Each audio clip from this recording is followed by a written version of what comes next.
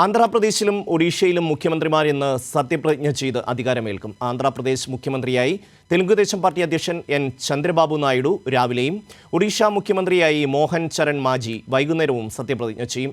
ഇരു ചടങ്ങുകളിലും പ്രധാനമന്ത്രി നരേന്ദ്രമോദിയും മുതിർന്ന BJP നേതാക്കളും പങ്കെടുക്കുമെന്നാണ് വിവരം. സ്വാതി ചേരുന്നു. സ്വാതി, എന്തൊക്കെയാണ് ഈ സത്യപ്രതിജ്ഞാ ചടങ്ങുകളുടെ വിശദാംശങ്ങൾ?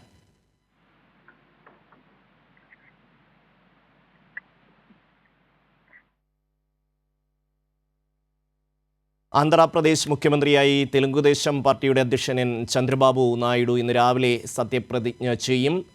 പവൻ കല്യാൺ അവിടെ ഉപമുഖ്യമന്ത്രിയായി സത്യപ്രതിജ്ഞ ചെയ്യും എന്നുള്ളതാണ് വരുന്ന വിവരങ്ങൾ. ഒപ്പം തന്നെ ചന്ദ്രബാബു നായിഡുവിൻ്റെ മകനും അവിടെ മന്ത്രിയായി സത്യപ്രതിജ്ഞ ചെയ്യുന്നുണ്ട്. ഒഡീഷയിൽ ആദ്യമായൊരു BJP സർക്കാർ അധികാരത്തിൽ വരുന്നു എന്നുള്ളതാണ്. സ്വാതി ചേരുന്നു. സ്വാതി, എന്തൊക്കെയാണ് ഈ സത്യപ്രതിജ്ഞാ ചടങ്ങുകളിലെ വിശദാംശങ്ങൾ? ഷമി, 4 തവണ BJP MLA ആയ മോഹൻ ചരൺ മാജിയാണ് ഇന്ന് ഒഡീഷയുടെ മുഖ്യമന്ത്രിയായി വൈകിട്ട് സ്ഥാനമേൽക്കുന്നത്. പ്രധാനമന്ത്രി നരേന്ദ്രമോദി ഉൾപ്പെടെ ഉള്ളവരായിരിക്കും ചടങ്ങിൽ പങ്കെടുക്കുക. അതേസമയം ആന്ധ്രാപ്രദേശ് മുഖ്യമന്ത്രി എൻ ചന്ദ്രബാബു നായിഡുവിന്റെയും സത്യപ്രതിജ്ഞ ഇന്ന് 11:30 നടക്കുന്നുണ്ട്. അതിനുശേഷം ആ ചടങ്ങിൽ പങ്കെടുത്ത ശേഷമായിരിക്കും പ്രധാനമന്ത്രി ഒഡീഷയിലെ ഈ ചടങ്ങിൽ പങ്കെടുക്കാൻ വേണ്ടി എത്തിച്ചേരുക. ഒരുപാട് ചർച്ചകൾക്കൊടുവിലാണ് കേന്ദ്രമന്ത്രി രാജ്നാഥ് സിംഗ് ഈ ഒഡീഷയിലെ മുഖ്യമന്ത്രിയെ പ്രഖ്യാപിച്ചത്.